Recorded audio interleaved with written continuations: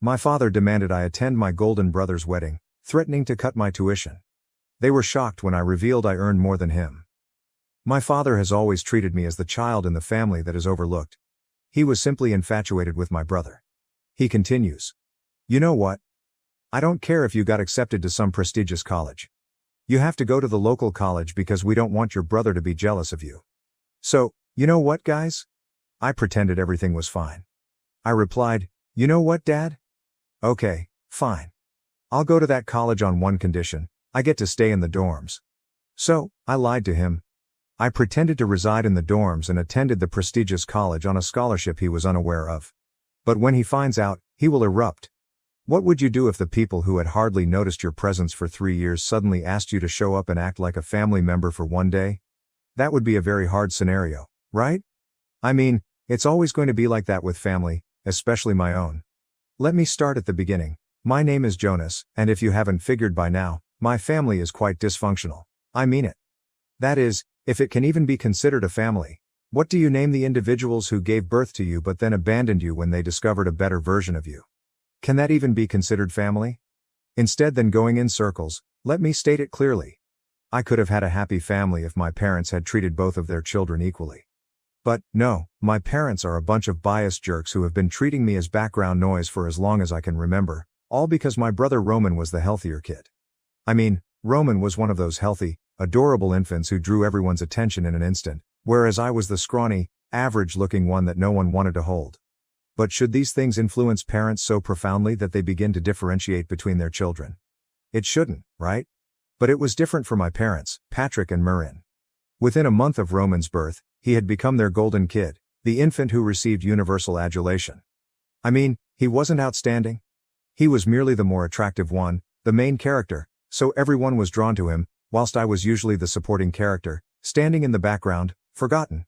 You can imagine how dreadful my childhood must have been. My parents ignored me and just provided for my basic needs, while my egotistical brother let all of the attention get to him. Roman grew up as a pampered brat who only cared about himself. So you can picture the kind of relationship we had. I was the shy, introverted kid, and Roman turned out to be a huge fat bully. Could you imagine that? Are you being bullied by your little brother? Yeah, that was the case with me. Roman seemed to have made it his life's mission to make mine unhappy, whether by throwing wild tantrums that caused my parents to spoil my plans or by physically taking away the things I liked. Is this correct? It was a poor scenario in and of itself. Add a set of biased parents to the mix, and you can understand how terrible my upbringing was. My parents were the main reason Roman grew up to be such a brat. While Roman was showered with new toys, attention, and praise, I was never spoiled. My birthdays were a formality. My accomplishments were never particularly significant, and my job in the family was essentially that of a background prop. One time in 3rd grade, I had all A's on my report card. I was thrilled, you know? I figured maybe I'd get a pat on the back or something, but when I presented it to my mother, all she said was, "That's good," as she went on to rave about what a nice little painting Roman had done that we just had to put on the refrigerator. Yes, Roman's wonky dog drawing received center stage, while my straight A report card was placed into the garbage drawer with the other forgotten papers.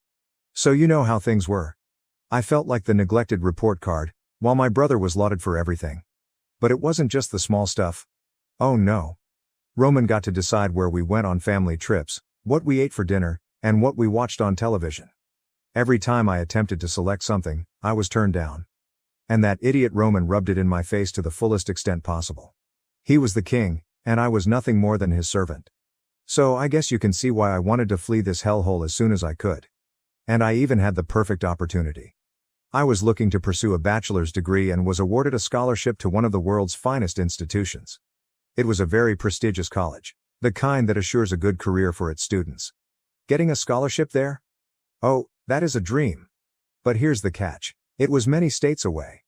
And, like everything else in my life, my parents refused to let me have it. Click share and more to check if there is a part 2. Part 2. Do you want to discover the reason? Of course it was Roman. My parents even suggested that I attend the local institution in our state because it provided a greater opportunity and option. They reasoned that since Roman, who was not particularly bright academically, could feel bad that I had the opportunity to enroll at such a prominent college while he did not, I should stay local. What was stopping him? He could have worked his buttocks off, like I did, and received what he desired. However, none of this made sense to my parents. They told me I needed to go to the local college. You see how ludicrous this whole situation was? Somewhere in my mind, I assumed they were doing this to keep me from outshining Roman. It was as if they recognized my potential but consciously chose to disregard it. It's as if providing me with genuine support would jeopardize Roman's image as the golden child. Why else would they work so hard for me to stay at the local college while Roman, who was nothing near as ambitious, received unrivaled support? It seemed as if I was not meant to be more successful than him. That was not part of their script. But did I succumb to that foolishness? No. I'd already made significant sacrifices to keep up with the family's wacky, biased antics. But I decided I'd had enough. I told my parents that I would only attend the local college if they permitted me to live in the campus dorms. My parents agreed, a little too happily, thinking they'd persuaded me to stay at the local college. But did they actually? No chance in hell. I accepted the scholarship and relocated to another state while my parents thought I was attending a nearby college. The nicest aspect was that the prominent college I was admitted to offered the finance course I desired in just 2 years, whereas the local college required 4. So that was ideal since it meant I could graduate earlier than my parents had imagined. Honestly, it was the best decision I've ever made. Not only did I leave the hellhole my parents had created, but this college represented the pinnacle of prosperity. I say this because, shortly after graduating, I was offered a 6-figure salary and have been with the company for a year. Things are actually improving for me, since I am on the verge of receiving a promotion. I did it all. The scholarship covered 70% of the fees, and I utilized the money my father contributed to meet other expenses. Now I'm having a fantastic life. My father continues to send me money, believing that I am a student at the local college. And I have not told him to stop. I know it's kind of terrible, but I consider it retribution for the last 3 years. I've had limited communication with my relatives. There were a few checkup calls here and there, as well as 1 or 2 trips to my home over the holidays, to keep them from becoming suspicious. Aside from that, they haven't troubled me too much, and I've been able to avoid them by explaining that I've been busy with my studies. They don't seem to care anyway. I mean, why should they? They had a golden child now. My parents benefited from the fact that the only person they had to care for was no longer in their lives. I was truly satisfied with the setup. It did hurt from time to time that my folks didn't notice I had moved states away. But the melancholy was offset by the relief of not having their toxic presence around me. Truth be told, I did miss having a family. Not a dysfunctional one like mine, but rather the feeling of having a family who genuinely cared about me. Despite my friends and pleasures, I felt that something was lacking in my life. However, until this morning, it appeared difficult to correct. My father called today to tell me that Roman was getting married and that he needed me there a few days before the wedding to help with the preparations. I was taken aback. Was my father truly urging me to come home? I had been looking forward to this moment for a long time, especially since he told me I was part of the family and that he wanted everyone to be present for Roman's big day. I truly became emotional. My parents had never acknowledged me as a member of their family. They were primarily concerned with themselves and Roman. But now my father specifically wanted me to attend the wedding. It was overwhelming to receive appreciation from my parents. But then I remembered that these were the ones who had ignored me throughout my childhood. Even today, they were unaware that their eldest son lives states away. Do I really want to return to these people, only to be disregarded again, as I have been my entire life? This is where I find myself in a quandary. And I'd like to ask you all. What would you do if you were in my shoes? I miss my sense of family, and it would be wonderful to have them care about me for once. But the prospect of returning back only to have my expectations shattered again terrifies me.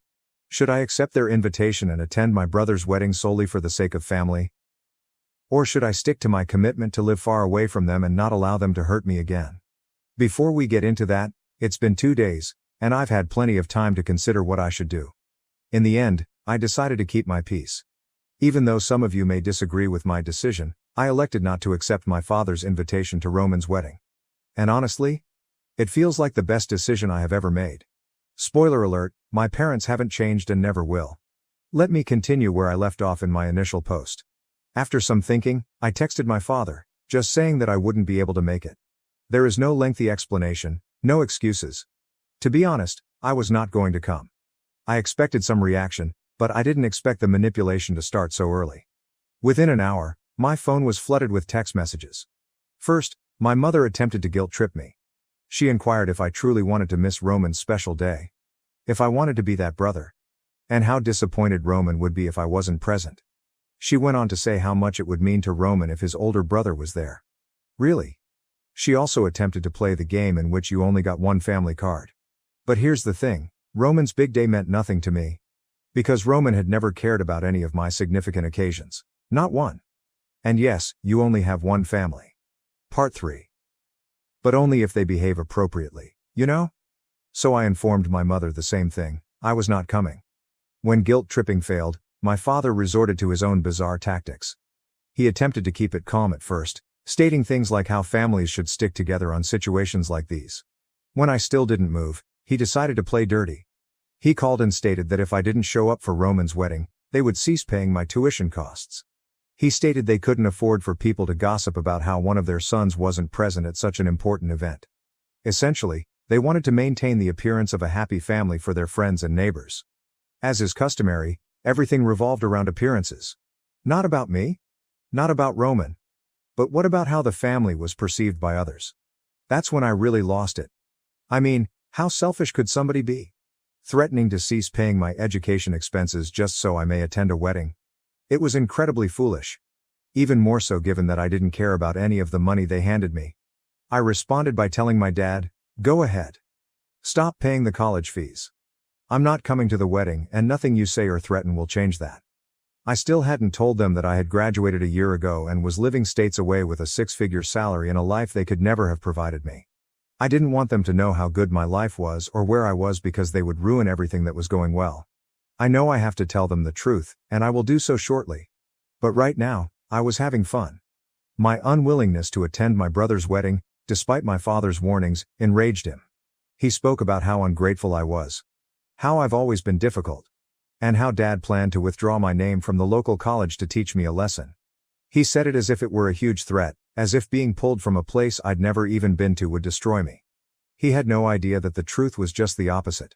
Honestly, I couldn't stop laughing. I could have told him I had never attended the local college, but where's the fun in that, guys? So now I'm simply waiting for my father to go and try to withdraw my name from a college where I was never enrolled. I'm honestly waiting for his reaction when he discovers I no longer need him or his money. That's going to be shocking. And it's only a matter of time before my phone calls with another round of obscenities. I honestly cannot wait. Anyway, I'll keep you all posted on what happens. Until then, so long. Hello, it's Jonas again. I know it's only been a day since my last update, but the never-ending drama in my life has gotten even wilder. After my last post, I had a feeling my father would take my unwillingness to attend Roman's wedding seriously. It turns out I was correct. It all began with a phone call from him this morning, and he was furious. He was irate and wasted no time in asking me where I'd been all this time and what the heck I'd been doing with all the money he provided for my college expenses. It was like witnessing a toddler throw a tantrum because he did not get his favorite toy. Only this time, it was my father who was driven insane by the happenings around him. Apparently, after our last chat, my father went to the local college. Yes, this is when things become really fascinating. He went there to withdraw my name, simply to teach me a lesson. That guy was so crazy that he thought pulling my name from college and suspending my studies would force me to attend Roman's wedding.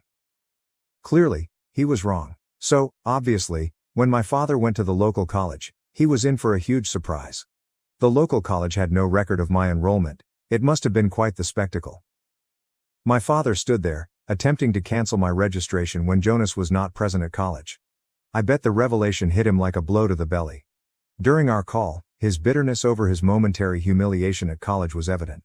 He wanted to know where I had been for the past 3 months and what I had been doing with all that money. But, honestly, the situation was so absurd that I couldn't stop laughing.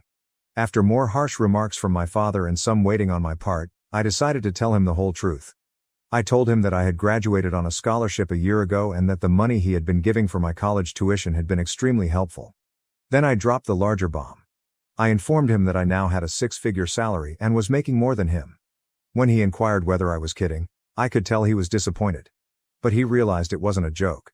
The fact that I was no longer the struggling student he thought I was, but rather an independent man with a fulfilling life, must have been a difficult pill for him to swallow. I was ready for whatever came next. As soon as my father understood what I had just said, he erupted, accusing me of treason for keeping them in the dark. He went on about how much he had done for me, only to be confronted with this betrayal. Done so much for me? Was he talking about how he and my mother ignored me for years to focus on their favored child? Then he came up with the most ridiculous idea imaginable. He said the only way he could forgive me was if I went to Roman's wedding and made sure there was no scandal or gossip about the family. I could not believe it. This individual was still primarily concerned with his image. I don't understand why he's suddenly fascinated with the family's image. It had never disturbed him before. Anyway, I told him I didn't need his forgiveness, and I certainly didn't want to be a part of their ruse, pretending we were all one happy family. My father, still upset, tried to persuade me to attend the wedding. He appeared frantic at this point, but I held my ground. I told him there was no way in hell I'd go to the wedding of the man who devastated my childhood. Not only that, but I informed him I was done with the drama and would cut them off. My father was shocked, but I did not remain silent. I had spent my entire childhood absorbing everything silently. But not anymore. I told him I didn't want any of them to contact me again and that they could attend their golden son's wedding without me while I enjoyed my life. My father attempted to influence me emotionally again. But this time, I wouldn't have it. Talking about how I was his kid and how I needed to attend my brother's wedding. But I was finished. I just informed him that he had only one son since he was the one they all appeared to care about, and that they could keep it that way. As I gladly cut them off, I didn't even give my father another time to respond. I quickly ended the call and blocked his phone. And here is where I am right now, officially cut off from my family's harmful presence. It's a bittersweet feeling because I never imagined things coming to this. But I am also somewhat satisfied since I know it had to be done. At least now I can live a calm life. And if all goes well, maybe I'll be able to start my own family one day. So it's been more than a month since I shut off communication with my family. I thought I was above all the drama and manipulation. But they clearly couldn't let things go so simply. A few days ago, I received an unexpected call from an unknown number. It was my mother, and she was sobbing uncontrollably. I had banned all of their calls, so I was surprised to receive this one. I decided not to hang up on her because I suspected something horrible had happened. But it was nothing like that. She began telling me how much she misses me and how she simply wants her kid back. She stated she didn't care what I or Dad did. None of it mattered to her. She simply wanted me to be a member of the family again. I was perplexed. I mean, where was this energy previously? When I told them I was cutting them off, they didn't seem to mind. And now my mother wants to patch things up? Don't you think that was a bit suspicious? So I just hung up on her, telling her I'd call her later. I had a sense something wasn't right, so I contacted my aunt, my mother's sister, to see if she had any ideas. What she told me was bizarre and it verified all of my suspicions. Apparently, Roman's wedding was a complete fiasco. A massive shitstorm. His seemingly beautiful fiancée turned out to be a full-fledged fraudster. Before the wedding, she persuaded Roman, my parents, and a group of family members to put all of their savings into a dodgy, once-in-a-lifetime investment opportunity. And guess what? It was all a hoax. She took the money and dipped. There were no weddings. She's gone, as are my family's savings. However, it wasn't the end of it. My aunt also informed me that my parents were in even more serious difficulty than I had suspected. Apparently, my father provoked a disturbance with an employee and his family, resulting in a significant loss for his already dying firm. And then everything clicked for me. This is why he was so eager to invite me to the wedding. He wanted to salvage his image by demonstrating how much he treasured his perfect family, and all those values. But of course, that did not work. This fiasco between Roman and his fiancée just added to the negative news. So, basically, they are losing money left and right. To make matters worse, they used their house as collateral for a loan in an attempt to salvage the firm. However, this also backfired on them. And now they are likely to lose their home. They had to move into a dilapidated trailer or studio apartment because that's all they could afford. Now everything was plain to me. My mother didn't call because she missed me or wanted me back. They urgently needed me. They realized I was doing well for myself and wanted to use me as a safety net. I understood everything. They were out of options, and I was their only hope. So, I wasn't playing that game. I was not going to be dragged back into their mess, especially now that I had seen the whole picture. They didn't care about me because they were too busy catering to Roman and his needs. But here's the catch. My parents are now fighting with Roman because they blame him for everything. For the entire wedding fiasco. For all the money they've lost. It's actually pretty funny. The golden child they built their lives around has ruined everything. And, to be honest, it made me happy that they were finally realizing their mistakes. Anyway, I could care less. I'm staying out of the controversy. After my mother called, I blocked her again. I wasn't going to let her control my emotions. But did this prevent my parents from reaching out? No, absolutely not. They were needy and clingy, refusing to accept that things weren't going their way. My parents eventually showed up at my house. Do not ask me how. I'm not sure how they got the address, but I believe they badgered some of my old friends for information. However, the how does not matter. What matters is that they showed up at my door, reminding me of family values, and that, as their older son, I was their responsibility. And now, somehow, they were mine. I slammed the door in their faces, of course. They begged me to help them, claiming they were penniless and had spent their last money on a flight to meet me. That sucked for them, but I wasn't going to help. This is not the end of it. A few days later, Roman arrived at my home, practically crying and pleading for help. He stated that he missed having his big brother in his life. I'm not sure what big brother he's referring to because all I remember is him bullying me. I warned him, but he kept begging, saying mom and dad were going to cut him off shortly because they were angry with him for putting them into this problem. It was all for nothing. Roman shared the same fate as my parents. I locked the door in his face, warning him that if any of them returned, I'd call the cops. Since then, I haven't heard from any of them, and I honestly don't care. I am done with this toxic family. I'm a little sad that things with my family have come to this. Because the void they created will always be present in my life. But I'm not going to take their trash anymore, just for the sake of family. Thank you for watching. If you haven't subscribed yet, please do so and hit the notification bell to stay updated with more shocking real-life stories happening around you.